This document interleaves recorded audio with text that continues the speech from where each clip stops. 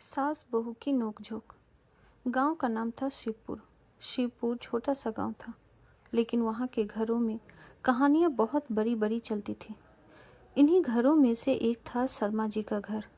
घर की मालकिन थी कमला देवी, पूरे गांव में मशहूर अपनी सख्त जुबान और नियमों के लिए। कमला देवी का एक ही वसूल था, मेरे घर में सब मेरे तरीके से होगा। कमला देवी सुबह 4 बजे उठ जाती थी। उनका मानना था कि जो बहू 4 बजे न उठे वो बहू नहीं, घर का बोझ होती है।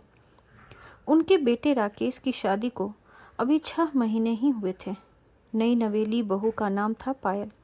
पायल पढ़ी लिखी थी, शहर में पली बढ़ी, मीठी बोली लेकिन आत्मसम्मान से भरी।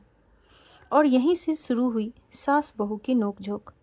एक सुबह पायल 5 बजे उठी, नहाकर रसोई में आई और चाय बनाने लगी। कमला देवी ने ताना मारा, अरे वाह, आज सूरज पश्चिम पश्चिम से उगा है क्या? पायल मुस्कुराई, माँ जी, आज थोड़ी देर हो गई। कमला देवी भड़क उठी, बहू होकर देर? हमारे जमाने में। पायल ने मन ही मन सोचा, इनका जमाना कभी ख़त्म ही नहीं होता। एक दिन पायल ने नाश्ते में उपमा बना दिया। कमला देवी ने पहला कौर लेते ही कहा, ये क्या घास फूस बना दिया है, घर में पराठे नहीं बनते क्या? पायल ने संयम से कहा, माँ जी, डॉक्टर ने राकेश को तेल कम खाने को कहा है। कमला देवी तपाक से बोली, डॉक्टर घर चलाएगा या मैं? रसोई में सन्नाटा छा गया। राकेश दोनों के बीच फंसता रहता।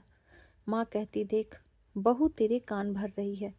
पायल कहती, आप कभी मेरी बात भी सुन लेते तो। राकेश बस इतना कहता, अरे छोड़ो ना दोनों। लेकिन नोक झोंक छोड़ने का नाम ही नहीं लेती थी। कमला देवी कहती, झाड़ू ऐसे नहीं लगती। पायल जवाब देती, माँ जी, साफ तो हो रहा है ना। कमला देवी, मुंह ज़्यादा चलने लगा है।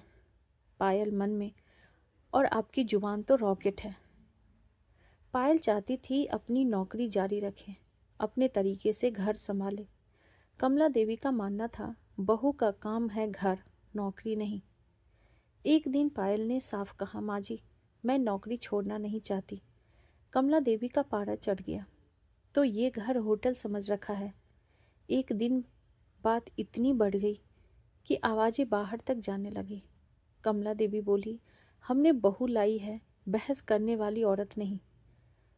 पायल की आंखें भर आई, लेकिन पहली बार वह रुकी नहीं। मैं भी इंसान हूँ माँ जी, मेरी भी अपनी पहचान है। कमरे में सन्नाटा। उसी रात कमला देवी को सीने में दर्द उठा, अस्पताल जाना पड़ा। पायल पूरी रात उनके पास बैठी रही, दवा दी, पानी दिया। कमला देवी ने कमजोर आवाज में पूछा, तू घर क्यों नहीं गई? पायल बोली, घर आप है माँ जी। कमला देवी की आंखें भर आई। घर लौटने के बाद कमला देवी बदली बदली सी थी। एक सुबह उन्होंने खुद कहा, पायल, आज तू देर से उठी है। कोई बात नहीं। पायल चौंक गई। धीरे धीरे दोनों ने सीख लिया। सास को समझ आया कि बहू गुलाम नहीं होती।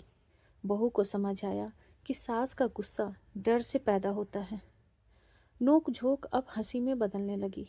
एक दिन पड़ोसन बोली, कमला जी, आपकी बहू तो बहुत समझदार है।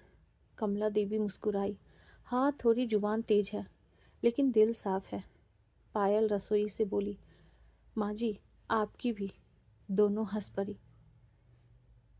सास बहू की नोक झोंक रिश्ते तोड़ती नहीं, अगर समझ हो तो जोड़ भी सकती है। हर पीढ़ी को थोड़ा झुकना पड़ता है। घर जीत हार से नहीं, समझदारी से चलता है। Thank you.